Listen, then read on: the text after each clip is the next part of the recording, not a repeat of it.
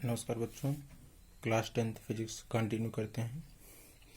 पिछले वीडियो में हमने पढ़ा था चार्ज के बारे में, आवेश के बारे में, चार्ज क्या है तथा चार्ज की डिफिनेशन क्या है, चार्ज की यूनिट क्या है।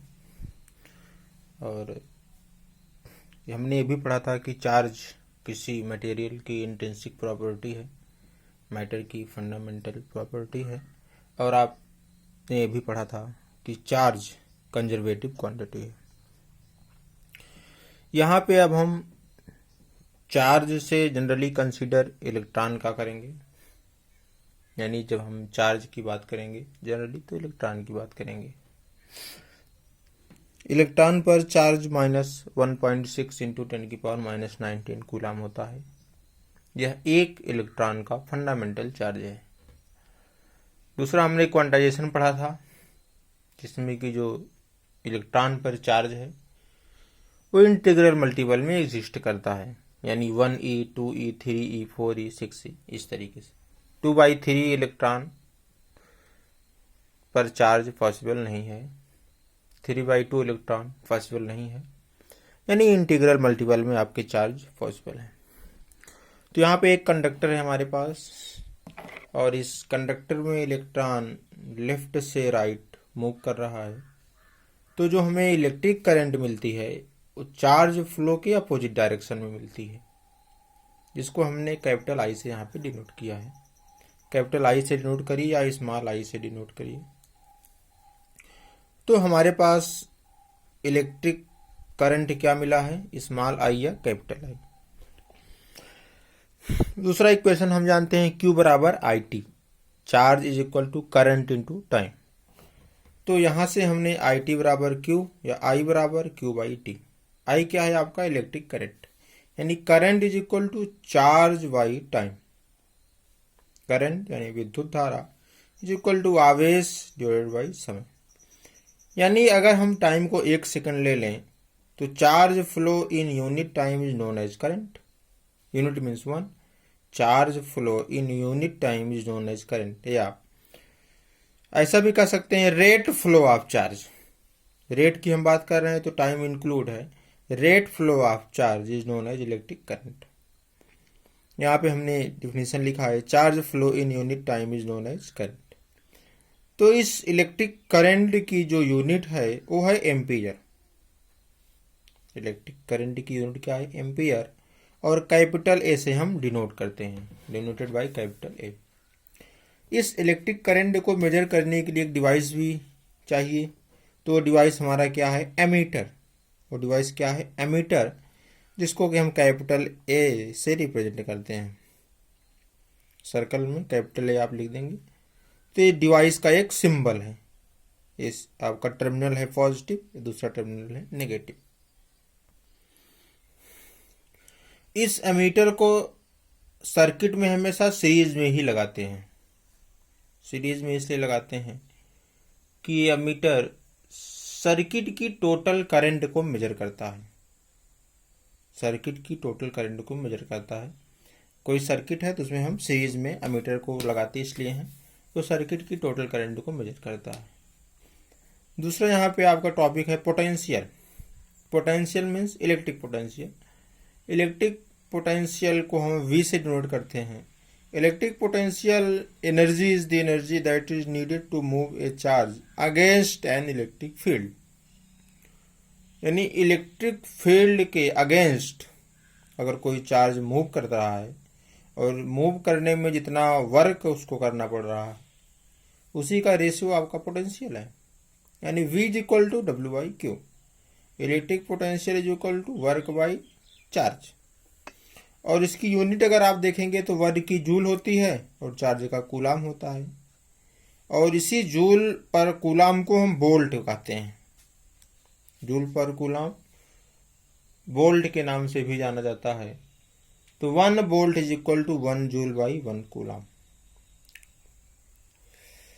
अगर आप 1 वोल्ट की डिफिनेशन देना चाहें, 1 volt potential defined as when a 1 coulomb charge move from one point to another and work done by moving charge is 1 joule, then this is known as 1 volt. यानी 1 volt potential वह है, 1 coulomb का charge अगर move करने में 1 joule की energy consume कर रहा है तो वहाँ पे पोटेंशियल कितना है, 1 वोल्ट है। अब इस पोटेंशियल को मेजर करने के लिए भी एक डिवाइस चाहिए, इंस्ट्रूमेंट चाहिए, तो उसको हम वोल्ट मीटर कहते हैं। वोल्ट मीटर को हमेशा पैरेलल में लगाते हैं सर्किट के साथ। ये एक सर्किट हमने बनाया है, यहाँ पे एक रेसिस्टेंस है, ये पॉइंट ए है, ये पॉइंट बी है। यहाँ का पोटेंशियल अलग होगा, यहाँ का पोटेंशियल अलग होगा, क्योंकि यहाँ पे रेसिस्टेंस लगा है। Resistance property of material to oppose the flow of electric current, यानी इलेक्ट्रिक करंट को फ्लो होने में जो अपोज करता है मटेरियल की प्रॉपर्टी, उसे हम रेसिस्टेंस कहते हैं, प्रतिरोध कहते हैं। प्रतिरोध यानी कि अवरोध, एक अवरोध है किसके लिए, इलेक्ट्रिक करंट के लिए।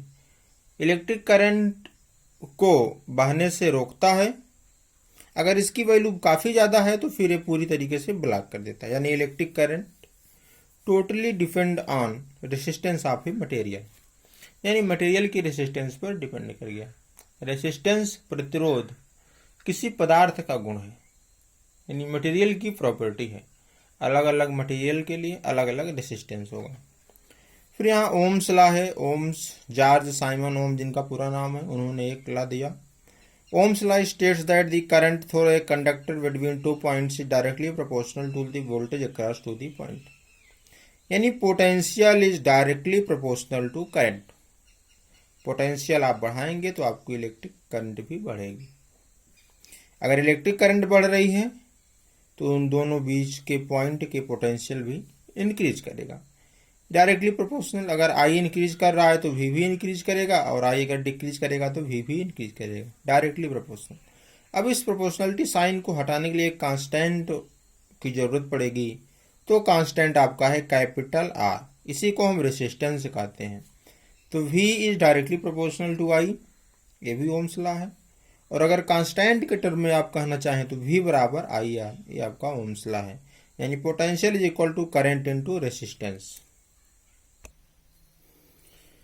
यहाँ पे रेसिस्टेंस की डेफिनेशन लिखी है, the electrical resistance of an object is a measure of its opposition to the flow of electric current. यानी एक ऑब्जेक्ट की प्रॉपर्टी है जो इलेक्ट्रिक करंट को फ्लो होने से अपोज करता है। इसका सिंबल यहाँ पे है, इसकी यूनिट ओम है, और ओम को इस तरीके से रिप्रेजेंट करते हैं। साइंटिस्ट जॉर्ज साइमन ओम, इनके नाम का ये लास्ट 3 लेटर, यही आपकी यूनिट है। जॉर्ज साइमन ओम एक साइंटिस्ट हैं, उन्होंने रेसिस्टेंस के बारे में काफ़ी कुछ बताया था, तो उनके नाम पर हमने यूनिट रखा। अगर हम ग्राफ की बात करें, चूंकि डायरेक्टली प्रोपोर्शनल ग्राफ है V और I में, यानी ए आपका x एक्सिस हो गया, ए आपका y एक्सिस हो गया, तो इसका जो ग्राफ मिलता है वो स्ट्रेट लाइन ग्राफ मिलता है। स्ट्रेट लाइन ग्राफ, जैसे जैसे आप x एक्सिस पर बढ़ रहे हैं, यानी वोल्टेज V जैसे जैसे आपका बढ़ रहा है, वैसे वैसे y एक्सिस पर इलेक्ट्रिक करंट आपकी बढ़ रही है। अगर यहाँ पे 1 है तो यहाँ भी 1 होगा, यहाँ पे 2 है तो यहाँ भी 2 होगा, यहाँ 3 है तो यहाँ 3। यहाँ पे अगर आप ले रहे हैं पॉइंट 1 तो यहाँ से परपेंडिकुलर ड्रा कीजिए, जिस पॉइंट में मीट करेगा वो y की वैल्यू होगी, यानी I की वैल्यू होगी। फिर यहाँ पे आप 2 लेंगे तो यहाँ भी 2 मिलेगा, यहाँ 3 लेंगे तो यहाँ भी 3 मिलेगा, जो कि स्ट्रेट लाइन ग्राफ मिलता है। दूसरी चीज़, ओम्स लॉ के लिए कुछ कंडीशंस हैं। ओम्स लॉ की मेन कंडीशन ये है, Ohm's law valid under the constant pressure and constant temperature. ये कांस्टेंट प्रेशर और कांस्टेंट टेम्परेचर पर ही वैलिड है। अगर आप टेम्परेचर को बढ़ाते हैं तो मटेरियल का रेसिस्टेंस चेंज हो जाता है, तो वहाँ पे ओम्स लॉ फिर वैलिड नहीं रहेगा। यानी ओम्स लॉ के वैलिड होने के लिए कंडीशन क्या है, constant pressure and constant temperature, क्योंकि रेसिस्टेंस टेम्परेचर पर डिपेंड करता है। और रेसिस्टेंस भी 2 प्रकार के होते हैं। एक वेरिएबल रेसिस्टेंस होता है, जिसको आप रेस्टार्ट बोलते हैं, जो कि लैब में रखा होता है रेस्टार्ट। और दूसरा फिक्स्ड रेसिस्टेंस होते हैं। जो फिक्स्ड रेसिस्टेंस होते हैं उनकी वैल्यू फिक्स होती है, 1 ओम, 2 ओम, 3 ओम, 4 ओम, जैसी आपकी रिक्वायरमेंट होती है वैसा आप मार्केट से लेते हैं। और जो